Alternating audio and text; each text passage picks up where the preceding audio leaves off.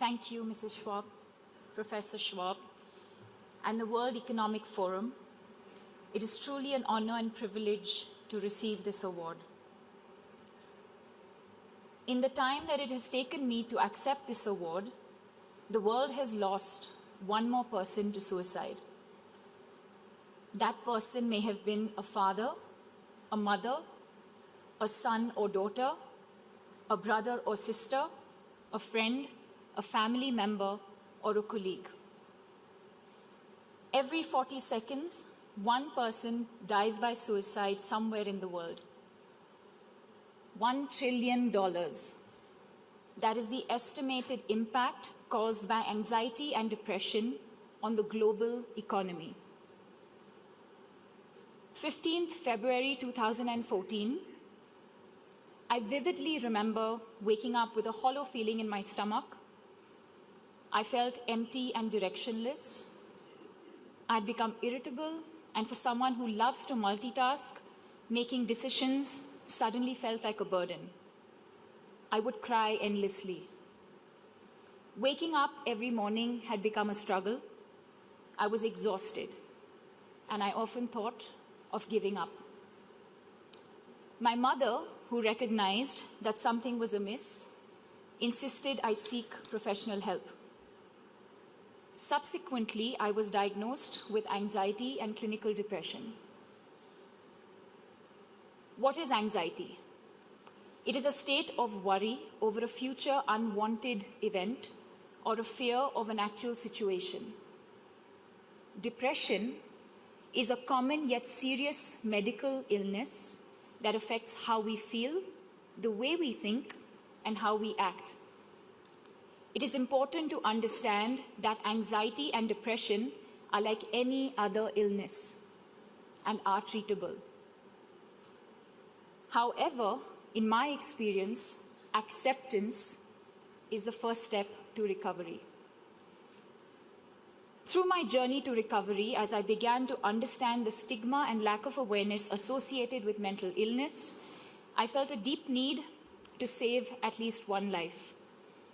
And it was this very need that motivated me to go public with my illness and set up the Live, Love, Laugh Foundation.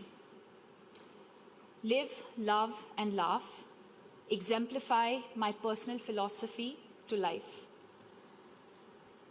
The Live, Love, Laugh Foundation aims to provide hope to every person experiencing stress, anxiety, and depression, and has undertaken work in the following areas: awareness programs in schools covering over 150,000 adolescents and 16,000 teachers across 11 cities in India, funding free psychiatric treatment in low-income communities, collaborative partnerships to run continuing medical education programs in common mental disorders for general practitioners, nationwide public awareness campaigns to destigmatize mental illness, an annual lecture series featuring some of the world's foremost thinkers and achievers, and research.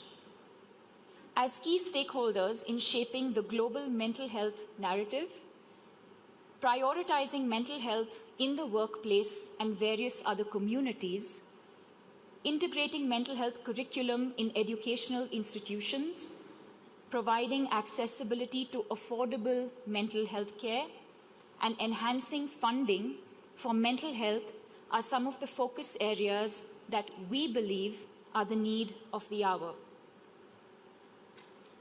As most of us know, stakeholders for a cohesive and sustainable world is the theme for this year's annual meeting.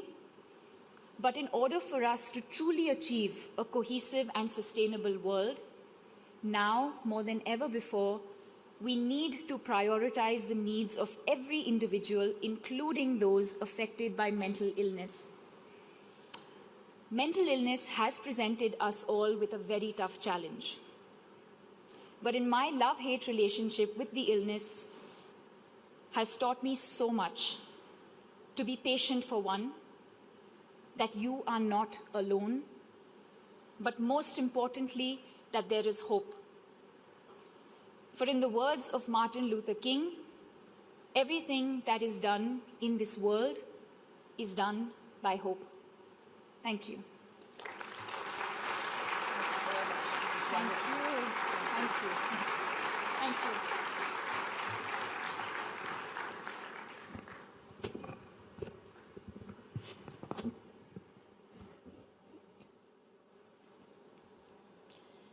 Xinjiang has been many